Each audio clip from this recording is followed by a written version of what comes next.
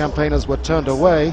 Kenya's immigration ministry refused to comment on their claims of plans to send El Faisal to Somalia. A spokesperson said a deportation order had been signed, but refused to name the destination or give El Faisal's present whereabouts. This was widely viewed as high-level arrogance.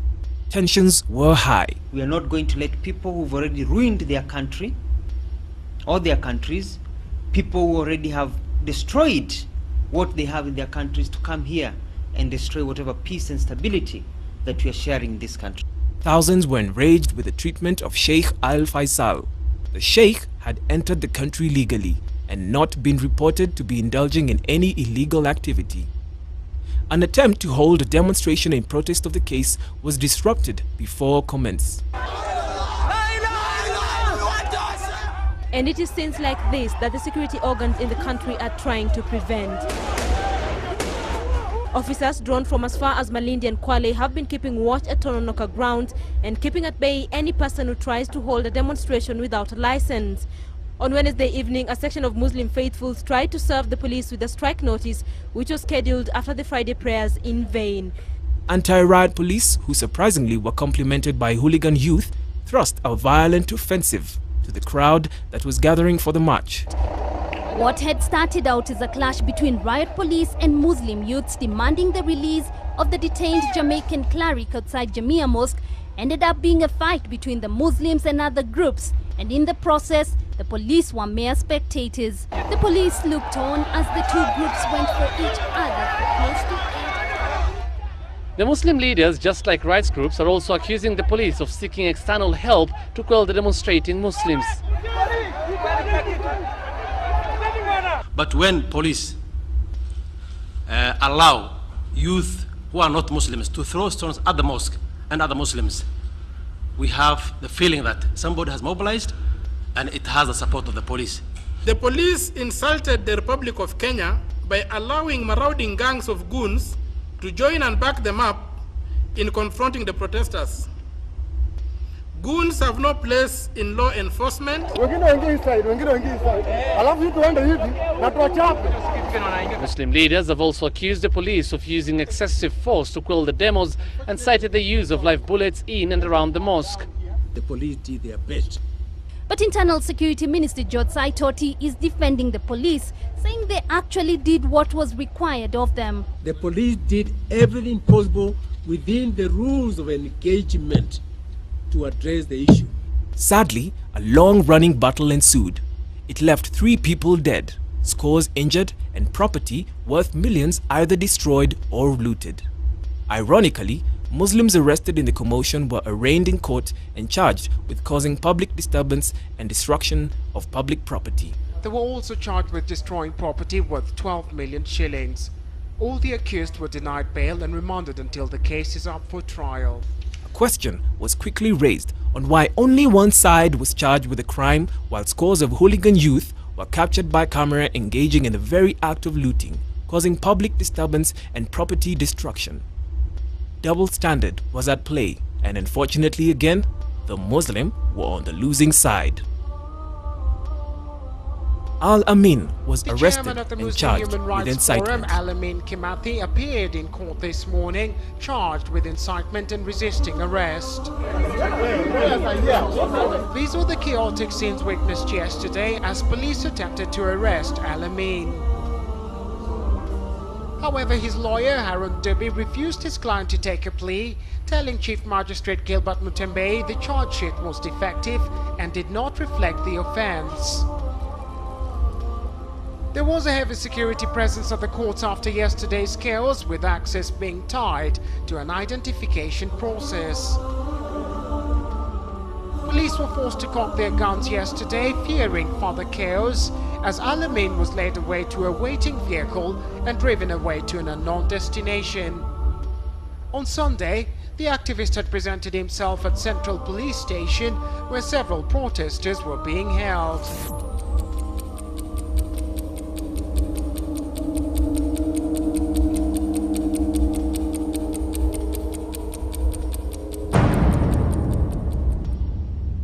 Fast forward, Kampala, 11th of July 2010, of the World Cup Finals.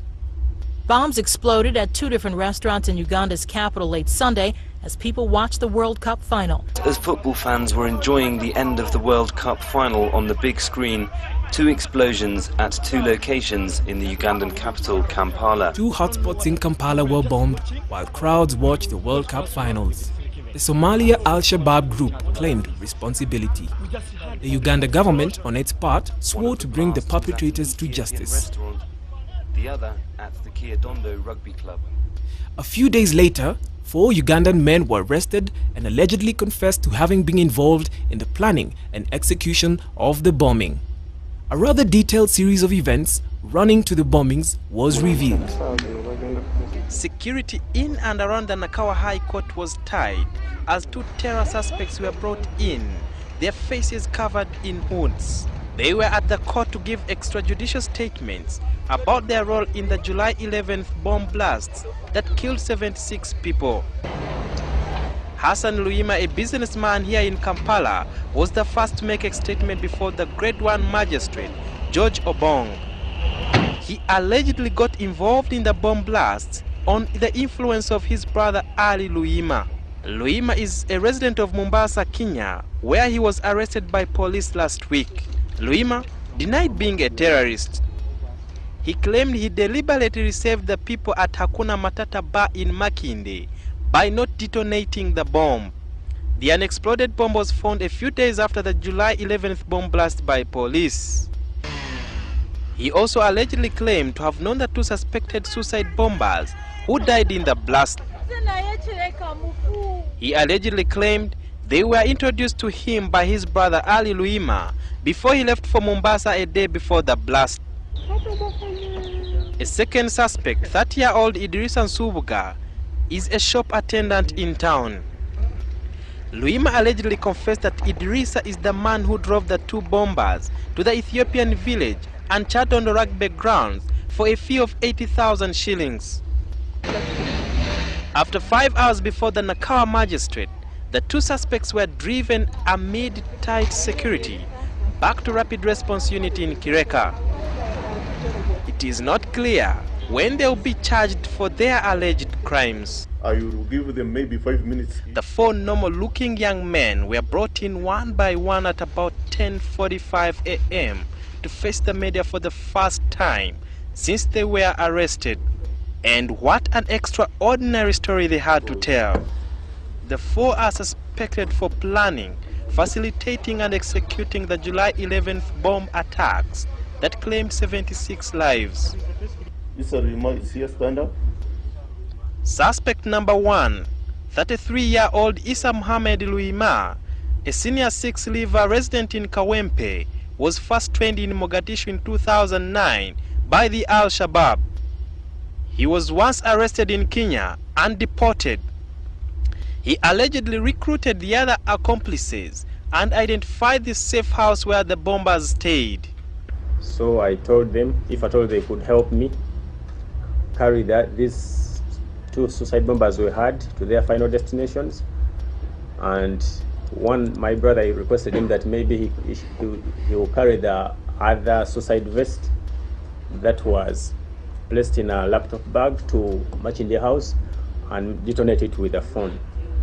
Suspect number 2, 30-year-old Idris Nsubuga, may be emotional now. But the man who calls himself the evil man allegedly detonated the first bomb at Chadondo Rugby Club. Their main target were Americans and Ugandans who were having fun. Ironically, he lost an aunt in a blast that he triggered. Idris and his leader Isa Luima first surveyed and checked out the Ethiopian village and Chadondo Rugby grounds on 25th June. On July 11th, Subuga first watched a match at Sherry's Bar in Kabalagala with a Kenyan suicide bomber before moving to the Ethiopian village after security at Sherry's Bar became tighter. The UPDF spokesman, Lieutenant Colonel Felix Kulaije, was also a target at one time, but was spared because blowing him up may not have created a big impact. I called a friend just to relieve myself of tension, and I had just finished talking to that friend a few minutes past, and that's when the first blast went off. It did scare me, and I reached in my pocket, pulled out the other phone, and called that number. The second blast went off. I didn't want to be called a traitor.